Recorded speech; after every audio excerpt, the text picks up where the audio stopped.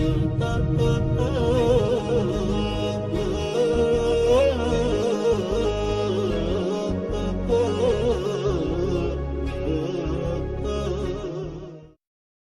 بالله من الشيطان الرجيم بسم الله الرحمن الرحيم والصلاة والسلام على سيدنا محمد وعلى آله وأصحابه أجمعين. Nous voilà donc dans cet épisode tant attendu de l'ouverture de la Mecque, Fath Mecca. Nous avons vu comment lors du dernier épisode le prophète sallallahu alayhi wa sallam a préparé en secret une armée de 10 000 hommes pour marcher vers la Mecque et ouvrir ce lieu saint, ce lieu natal dans lequel le prophète sallallahu alayhi wa sallam a grandi. Vous verrez que ce retour à la Mecque va être très émouvant. Donc le prophète sallallahu alayhi wa sallam marche vers la Mecque avec ses 10 000 hommes et donc à la Mecque, on s'inquiète. On s'inquiète parce qu'on a perdu les meilleurs guerriers, on a perdu les meilleurs hommes, ils ont tous rejoint l'islam. Et là, il reste quand même beaucoup de monde à la Mecque, mais on n'est pas organisé pour pouvoir tenir tête à cette armée. Le prophète sallallahu alayhi wa sallam le sait. Et donc, comment il va agir? Comment il va réagir vis-à-vis d'eux? Il se pose la question. Et puis, certains qui se rassurent. Mais quand même, cet enfant qui a grandi parmi nous, qui a toujours été doux, qui a toujours été respectueux, mais à côté de ça, on a été dur avec lui. On lui a craché au visage, on l'a persécuté, on a persécuté les musulmans, on a été injuste envers eux. Et là, ils sont tous dans l'inquiétude. Et le prophète sallallahu alayhi wa sallam arrive. Il entre par la grande porte, l'entrée principale de cette cité. Et vous savez comment il rentre? Alors quand on rentre dans une ville qu'on a conquise, en général, le gouverneur passe devant, la tête haute, avec fierté. Il veut montrer que c'est lui le nouveau, que c'est lui qui est le victorieux, c'est l'apogée de sa vie. Et le prophète sallallahu alayhi wa sallam, lui, dans ce moment intense, il est sur sa monture et il a la tête baissée en signe d'inclinaison envers Dieu subhanahu wa ta'ala, en signe d'humilité devant Dieu subhanahu wa ta'ala. Il entre le cœur soumis à Dieu, comme pour lui être reconnaissant. Il lui est reconnaissant d'avoir ouvert cette ville sacrée et d'avoir permis aux musulmans de réhabiliter ce lieu saint qui est présent depuis des siècles et des millénaires, devrais-je dire. Et donc voilà que ce lieu saint est à nouveau réhabilité et il va faire à nouveau partie de l'adoration, du culte pur envers Dieu subhanahu wa ta'ala. Le voilà entré, la tête baissée, les compagnons le suivent. Ces personnes n'ont pas l'air de vouloir agresser, n'ont pas l'air de vouloir détruire, n'ont pas l'air de vouloir récupérer ce fabuleux butin, ce qui serait vu par d'autres conquérants comme des butins, entrer dans les maisons des plus riches, récupérer l'or, l'argent, récupérer les fortunes. Non, ces hommes ont été éduqués pour se détacher de ce monde. Leur butin, il est ailleurs, il est dans la vie dernière. Mais là, il va entrer dans la Mecque sans bousculer un vase, sans briser quoi que ce soit. Tout va rester intact. Et plus que ça, vous allez voir, tout va rester intact. Est-ce vrai? Pas tout à fait. Le prophète sallallahu alayhi wa sallam, il avance et il fait réunir tout le monde. Et là, il fait un discours. Et dans ce discours, il leur rappelle une chose.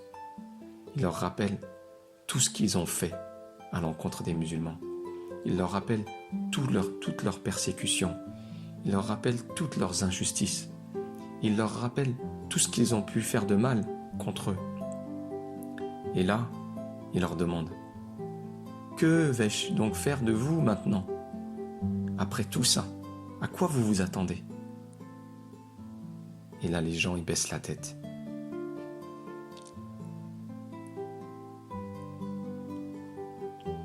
Ils sont témoins là d'un acte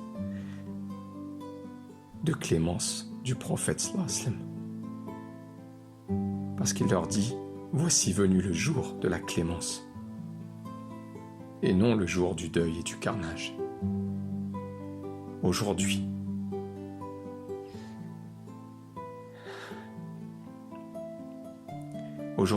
Dieu honorera la Kaaba. Et là, les gens pleurent. Et subhanallah, vous savez, le jour du jugement, Dieu subhanahu wa ta'ala va s'adresser à nous de la même manière. Il va nous rappeler tout ce qu'on a fait de mal. Il va nous rappeler toutes nos injustices vis-à-vis de lui. Cette clémence qu'il a envers nous chaque jour nous donne de quoi manger, de quoi boire, de quoi respirer. Et nous voilà, ce petit être humain, impuissant, faible, incapable de faire circuler son sang, de faire battre son cœur, impuissant face à cette création, et qui se sent, ou qui a l'impression, avec son orgueil, de tout maîtriser, de tout tenir dans sa main. Et Dieu subhanahu wa ta'ala va nous rappeler tout ça. Dire, mais comment chaque jour, j'ai marqué chacune de tes journées de ma clémence, j'ai marqué chacune de tes journées de tes bienfaits. Eh bien, certaines personnes, que Dieu nous mette parmi ces personnes-là, à qui Dieu va s'adresser de cette manière, en leur rappelant tout ce qu'ils ont pu faire, et qui vont se croire foutus, qui vont se croire terminés. Et là, Dieu va leur annoncer sa miséricorde. Eh bien, sache, ma créature, que je t'ai pardonné. Sache que je t'ai pardonné tout ça, et que je t'accorde le paradis. Donc, bien entendu, tout le monde n'aura pas, malheureusement, la chance de recevoir cette miséricorde, notamment ceux qui ont renié, qui ont décidé de ne pas croire en Dieu subhanahu wa ta'ala. Mais ici, voyez que cette scène, le prophète sallallahu alayhi wa sallam, par excellence, va ouvrir les cœurs de cette manière. Quel amour les gens vont avoir après pour lui. La quasi-totalité de la Mecque se convertira à l'islam, alors que le prophète sallallahu alayhi wa sallam ne l'a pas demandé. Il n'a pas demandé, c'est-à-dire qu'il n'a pas imposé plutôt cette conversion. Tout le monde se convertira, alors que tout le monde était en sécurité. Subhanallah. C'est là, comme je vous l'ai dit, que le prophète sallallahu alayhi wa sallam va voir le père de Abu Bakr as-Siddiq qui va venir vers lui pour se convertir, et Abu Bakr as-Siddiq qui va pleurer parce qu'il va dire, si c'était la main d'Abu Talib, j'aurais été plus heureux, car tu aurais été plus heureux. Cet amour des compagnons pour le prophète sallallahu alayhi wa sallam, il est incroyable. Il est incroyable. Vous savez, une anecdote pour vous donner un exemple, c'était un compagnon qui a été emprisonné par les Mécois, qui a été torturé pendant la période de tension entre les Mécois et Médine. Et ce compagnon-là, durant la torture, on le mettait en cage, on lui coupait avec des épées aiguisées la peau, on ne peut pas entrer dans les détails, mais c'était horrible. Il ne réagissait pas, il avait le regard serein, et c'était Khabbab, je cherchais son nom en même temps que je vous parle, que Dieu l'agrée. Et subhanallah, à un moment donné, on commençait à lui balancer des phrases pour le... Il dit, tu vois, ton prophète, on essaie de le faire abdiquer ou de le faire renier sa foi. Il dit, tu vois, ton prophète, t'aimerais pas qu'il soit là à ta place alors que toi, tu serais tranquillement en sécurité. Et là, les gens qui étaient témoins, ils se ressaisissent, ils le voient, ils se ressaisir, son regard lancer du feu, comme on dirait, et il leur dit, Wallah, par Dieu, si j'étais tranquillement installé chez moi et que le prophète sallallahu alayhi wa sallam n'aurait qu'une petite épine qui le dérange, je n'échangerais pas cette place que j'ai là aujourd'hui. Donc là, c'est du jamais vu. Là, c'est là que des compagnons ont dit, je n'ai jamais vu un homme aimer un autre homme comme ce jour-là, comme les compagnons et comme ce compagnon aime le prophète Mohammed sallallahu alayhi wa sallam. Donc là, le prophète sallallahu alayhi wa sallam, il va se faire aimer de tous. Une fois les raisons de l'adversité tombées, eh bien, alhamdoulilah, les cœurs vont pouvoir s'ouvrir, ils vont pouvoir accueillir cette lumière, ils vont pouvoir grandir. Alors c'est ce jour-là que Bilal radhiyallahu anhu va monter sur la Kaaba. Les compagnons qui sont habitués à cet homme, Bilal, qui est donc d'origine africaine, de couleur noire, qui était esclave, eh bien, comment il va monter sur la Kaaba, le lieu le plus sacré, cet esclave ancien esclave qui va fouler de ses pieds. Pour tous les compagnons, la situation est devenue normale. Au contraire, Bilal est considéré comme un grand maître parmi eux, comme un grand compagnon. Ces compagnons-là, ils ont été éduqués. Alors c'est pas venu du jour au lendemain. Vous savez, il y a une anecdote, c'était Abu Dharr al-Ghifari qui taquinait Bilal à Médine et qui lui dit Ya ibn Saouda. À chaque fois, il lui donnait ce surnom, oh le fils de la Noire, pour lui rappeler sa filiation. Donc c'était dévalorisant comme terme. Et là, Bilal, un jour, n'a plus supporté, il est allé voir le prophète sallallahu alayhi wa sallam. Et le prophète sallallahu alayhi wa sallam, il a appelé Abu Dharr. Il dit, c'est vrai ça, que tu lui dis cette phrase? Il a dit oui. Il a dit, sache qu'il reste en toi encore des traces de l'Jahiliya. Le Jahiliya, c'est un état avant l'islam, l'état de l'ignorance. Et donc cette Jahiliya, elle existe toujours. Ce sentiment d'orgueil, de prétention, etc. On éduque ça. On éduque cette ignorance. Lorsque le cœur n'est pas habité par l'islam, il n'est pas habité par la foi, ce qu'il habite, c'est le Jahiliya, c'est l'ignorance. Et donc là, Abu Dharr, il est sorti tout de suite. Il a maté son ego, comme on dit.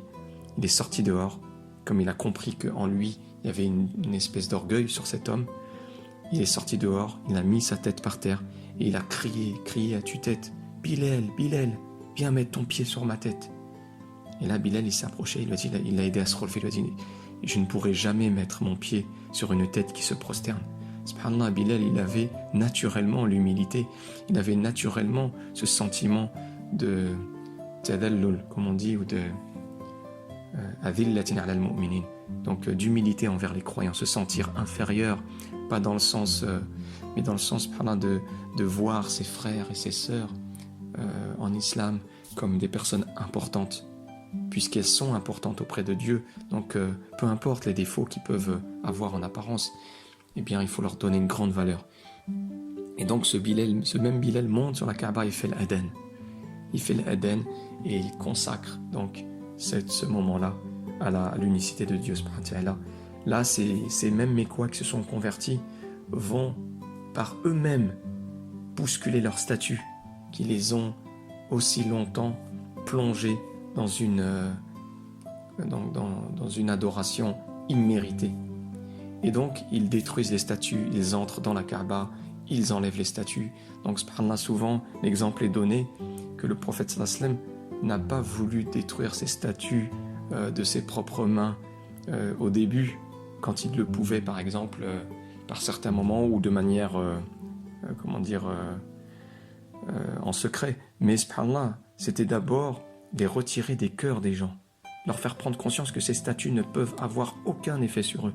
Tout comme aujourd'hui, nous sommes attachés à des choses comme l'astrologie, comme notre destin, on le met entre les mains de certains spécialistes ou de certains, ce qu'on appelle les nouveaux prêtres de la modernité, à qui on confie nos souffrances intérieures, cette solitude intérieure, alors que la seule chose qui peut la combler et la compléter, c'est la foi en Dieu subhanahu wa ta'ala et la faire grandir de telle sorte de pouvoir se libérer de toutes ces pseudo-sciences qui, soi-disant, viennent guérir l'âme à travers des moments de silence, de respiration, je ne sais quoi.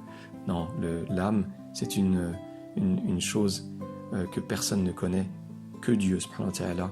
Et cette âme ne peut trouver de paix que dans la réponse au message de Dieu subhanahu wa ta'ala, donc dans le lien établi avec Dieu subhanahu wa ta'ala. Et plus on cheminera selon la méthode prophétique, et plus on pourra se débarrasser de toutes ces béquilles qui peut-être nous ont aidés un temps, mais ne peuvent pas nous amener au sommet. Avec ta béquille, tu ne pourras pas gravir les sommets et atteindre ces modèles lumineux. Donc la miséricorde du prophète sallallahu alayhi wa sallam a été largement évoquée. Allah, comme je vous l'ai dit, il dira aux Mécois rassemblés, qu'attendez-vous de moi après tout ça? Tous les présents ont baissé la tête, que Dieu vous pardonne.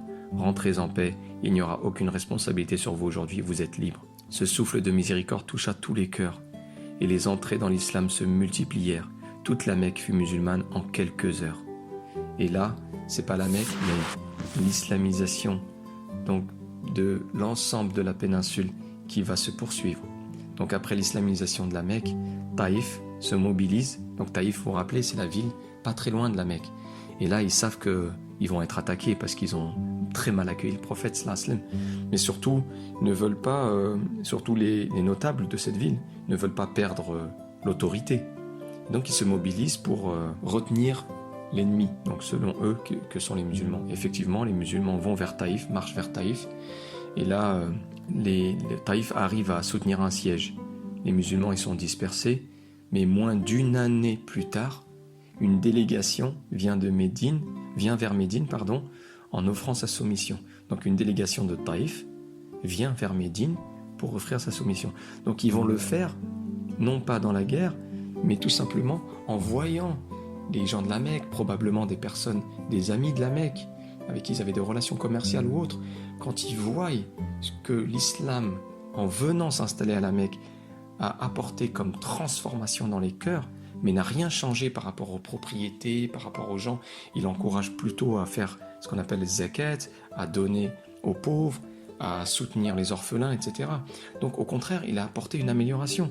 Donc à Taïf, pour eux, il n'y a pas d'autre alternative. Pourquoi combattre alors que finalement ce message, c'est un message qui leur est profitable, qui ne va rien changer, au contraire, qui va leur apporter quelque chose. Et lorsque la péninsule arabique est entièrement islamisée, je vous le disais tout à l'heure, seulement 250 personnes ont perdu la vie. Donc, et je vous rappelais, plutôt dans un épisode précédent, comment la révolution russe a fait 15 millions de morts à elle seule. Voilà pour cet épisode. Assalamu alaikum wa rahmatullahi wa barakatuh.